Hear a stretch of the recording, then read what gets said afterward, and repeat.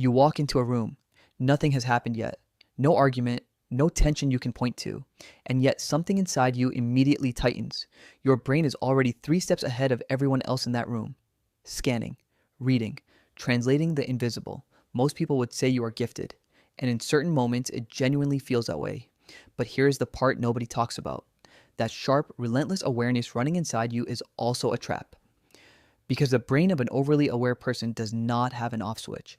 You cannot simply enjoy a moment and leave it behind. You take it home. You replay it. You pick it apart in the quiet hours when everyone else stopped thinking about it long ago. You are the kind of person who can turn one small silence into an entire universe of thought. If you know someone like this, or if you are someone like this, you already know. It is not just about being observant. It is about seeing the hidden layers beneath everything that most people walk straight past without noticing. It can feel like a gift, but it is also a quiet, exhausting weight that slowly drains your emotional energy from the inside.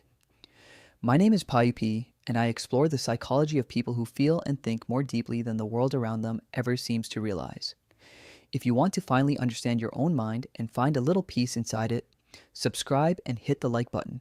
Today, we are going to decode the psychology of people who are overly aware and, more importantly, how they can stop being swallowed by their own mind. Where does this awareness come from? To truly understand this, we need to go back to the beginning. Why do some people develop this level of awareness in the first place? Empirical psychology points to two distinct origins. For the first group, this heightened sensitivity is simply inborn.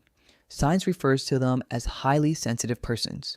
These individuals carry a trait known as sensory processing sensitivity. Their nervous system, from the very moment of birth, functions like an ultrafine filter, automatically absorbing and processing everything more intensely than most people ever will. For them, the world is always rendered in extremely high resolution. Every sound, every shift in emotional atmosphere, every subtle flicker in another person's face registers fully and completely. For the second group, over-awareness is not something they were born with. It is something they were shaped into. It is an inheritance of survival. Neuroscience refers to this state as hypervigilance, and it most commonly takes root during childhood, inside an emotionally unpredictable environment. Imagine a child growing up in a home where the mood of the adults shifts without warning, the way weather can turn in the middle of a clear afternoon. That child cannot simply be a child. They have to become a radar station. They learn the specific sound of car tires rolling into the driveway, not out of curiosity, but because that sound tells them whether to feel safe or to brace themselves for what comes through the door. They learn the exact weight of a cabinet being slammed in the kitchen.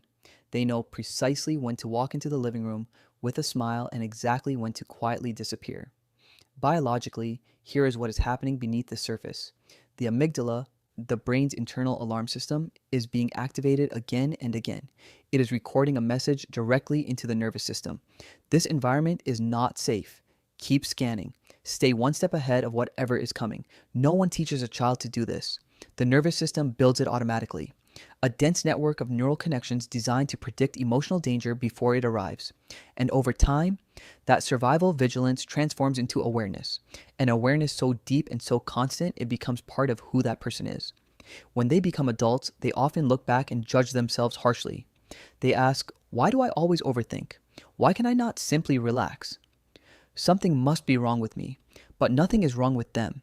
They are carrying a form of intelligence that was built entirely by survival. The shield that once protected them has fused into their skin, and now it follows them into every room they enter, even the ones that are perfectly safe. Sign 1. Living in constant analysis mode. This is the most visible sign of over-awareness, and it is the one that burns through the most energy. For most people, a conversation is simply a conversation, but for the overly aware person, the mind is always running a quiet, invisible equation in the background. Here is a real example. Their manager sends a message on a work platform at 4 in the afternoon. It says, "Come see me for a minute later." For most colleagues, that is a routine meeting request. But for the overly aware person, that single message triggers a wave of tension the moment they read it. They sense something unusual in the phrasing, a subtle coldness they cannot quite name. They immediately begin scanning their recent interactions. Did I miss something? Did I say the wrong thing last week? Have I made an error somewhere I have not caught yet? They do not just read words. They notice the 3-second pause before someone compliments them. They catch the barely perceptible change in another person's breathing pattern. They register a shift in someone's posture before that person is even conscious of it themselves. Part of what drives this lies inside the default mode network, the brain system involved in reflection and internal thinking. In most people, this network becomes active primarily during rest, but in overly aware individuals, it tends to operate at a significantly higher level of activity almost continuously. The mind slips into analysis and interpretation automatically, like a program that runs in the background, whether you open it or not. The result is a kind of double existence. Half of them is sitting in the meeting, nodding, holding their coffee, participating in life. The other half is silently cataloging inconsistencies and reading everything happening beneath the surface. They can feel completely exhausted after a day of doing almost nothing physical, because mentally, their mind just finished running a hidden marathon. Sign 2. Hyper self-awareness. That same analytical camera does not only point outward. Eventually, it turns inward. In psychology, this ability is called metacognition, the capacity to think about your own thinking. It is governed by the prefrontal cortex. Everyone has it to some degree, but for the overly aware person, it functions like a switch that simply never turns off. They do not just feel an emotion, they monitor it, analyze it, and then judge it. The sequence often looks like this. An emotion surfaces, they immediately analyze it, and then they evaluate whether that emotion is even justified in the first place. They are walking outside, and a quiet sadness settles over them. Instead of simply letting themselves feel it, they pull back and begin interrogating themselves. Why am I sad? Does this even make sense right now? I have a stable life. I should feel grateful. So why do I feel empty? What is wrong with me for feeling this way? Even joy gets taken apart. They are at dinner with friends, laughing at something genuinely funny, and almost simultaneously, a part of their mind steps back and begins its quiet evaluation. Did I laugh too loudly? Did that come across as forced? Was that the right reaction to have? It is exactly like dancing while watching your own reflection in a mirror the entire time. Every step may be technically correct, but the music stops being felt. It starts being managed. Their depth of perception increases, but their natural presence in the moment slowly disappears. What begins as self-awareness becomes self-interruption, a kind of relentless inner surveillance where every thought is monitored, every emotion is reviewed, and every reaction is filtered before it is ever allowed to simply land. Sign 3. Losing innocence in relationships. When the analytical mind runs deeply enough for long enough, something quietly changes in how they experience other people. They begin to see backstage. Psychology refers to this as strong inference about other people's intentions, closely connected to a cognitive ability known as theory of mind. They come to understand at a level that can feel genuinely uncomfortable that people do not always say what they mean. That kindness can come with conditions attached, that affection sometimes functions as a calculated investment, that the confidence someone projects in a first conversation might simply be a curtain hiding a deep fear of rejection. A colleague brings them a coffee and praises a project they recently finished. Instead of simply enjoying the gesture, their brain immediately begins scanning for possible motivations. What is this person building toward? What is this gesture meant to set up? This creates a quiet and significant kind of loss. Not the loss of childhood innocence, but something perhaps more personal. The loss of relational innocence. The ability to receive a word at face value. The capacity to trust a compliment without immediately looking for what might be underneath it. An apology never feels fully complete because they sense the other person is apologizing to restore calm, not because they have genuinely reckoned with what they did. A promise already sounds fragile before any time has passed. They do not become bitter or hostile toward the people around them. They simply become extremely careful. And sometimes, even surrounded by people, they feel completely alone because no one else seems to be seeing what they are seeing. Sign 4. Empathy that never powers down. For the overly aware person, empathy is not something they pick up when someone they love is hurting. It is a permanent state, a baseline they cannot exit. They walk into a room before a single word is spoken, and they can already feel the unresolved tension between two people who have not yet acknowledged it to themselves. Psychology calls the cognitive dimension of this ability cognitive empathy, understanding another person's inner world without being told what is happening inside it. But for the overly aware person, it does not stop at understanding.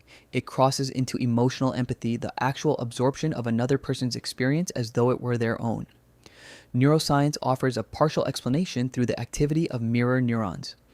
When these individuals observe someone expressing emotion, the same neural systems activate as though they themselves are living that emotion in real time. Someone sitting beside them on a bus taps their foot with anxious energy, and their own heart rate quietly rises. A friend describes their divorce, and 3 days later, that pain is still sitting in their chest like it belongs to them. The result is that they become the emotional regulator of every room they enter. They soften their voice instinctively.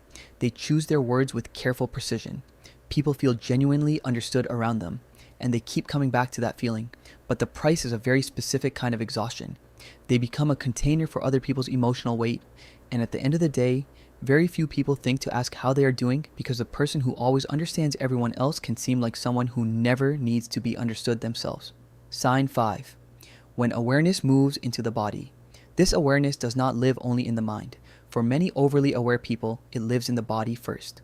Psychology calls this interoception, the ability to sense the internal state of the body processed through a region of the brain known as the insular cortex.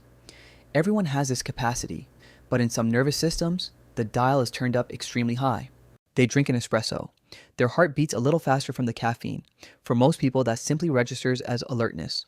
But for their nervous system, the brain detects the faster heartbeat and immediately cross-references its records. Fast heartbeat means danger. Something is wrong. Prepare for a threat response. A completely ordinary physical sensation becomes an amplified warning signal, and this launches a loop that is genuinely difficult to escape.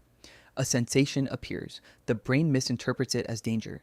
The body activates a stress response, releasing hormones like cortisol.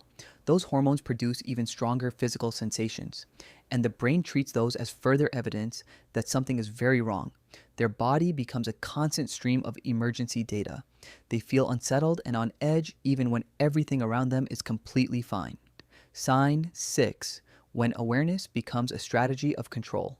When signals from the body and from the emotional environment become too overwhelming, the mind begins searching for one final defense, and that is when awareness quietly transforms from a lens of observation into a strategy of control. Not control over others. This is not domination. This is an internal strategy built on a quiet, unspoken belief. If I can predict every possible outcome, I cannot be blindsided by pain. If I can see the landing point of disappointment before it arrives, I can brace for it. I will not collapse. So the mind begins running simulations. What if this person pulls away? What if everything I have worked to build disappears? If the worst happens, how should I respond so that I do not fall apart? This produces what psychology calls analysis paralysis, becoming trapped inside a maze of possibilities, living through 10 different versions of a future that has not even arrived yet, while the present moment stands quietly waiting to be experienced. The cruelest cost of this protective strategy is the trade it demands. In trying to stay one step ahead of pain, they slowly step outside their own life. Instead of participating in the actual flow of existence with all its uncertainty and its genuine beauty, they begin managing life like a high-risk project. Protection replaces presence, and they are left exhausted from guarding against the ghosts of a future that may never come. The way through. So, what can an overly aware person actually do? They cannot simply turn off their awareness. That would be like asking someone with perfect vision to voluntarily see everything as blurry. The answer is not to become less aware. The answer is to stop carrying everything that awareness picks up. In psychotherapy, this work usually involves learning to set genuine emotional boundaries and to consciously shift habitual patterns of thought. The goal is simple to describe, but takes real practice to build. Learn to notice something without absorbing it. Observe without being pulled into the current. People who have moved beyond this burden often describe anchoring themselves in 3 quiet but genuinely freeing realizations. The first is this: not every silence is a hidden message. When someone takes a long time to reply to a message, sometimes they're simply tired. When a colleague walks by without smiling, maybe they just have a headache. Not everything requires interpretation, and practicing that understanding is not naivety. It is a form of freedom. The second is this: not every emotion that surfaces requires an action to resolve it. Anxiety can arrive without needing to be analyzed or fixed. They can simply observe it and say, "My heart is beating a little faster right now." That is a physical sensation. They let it pass through without turning it into a story.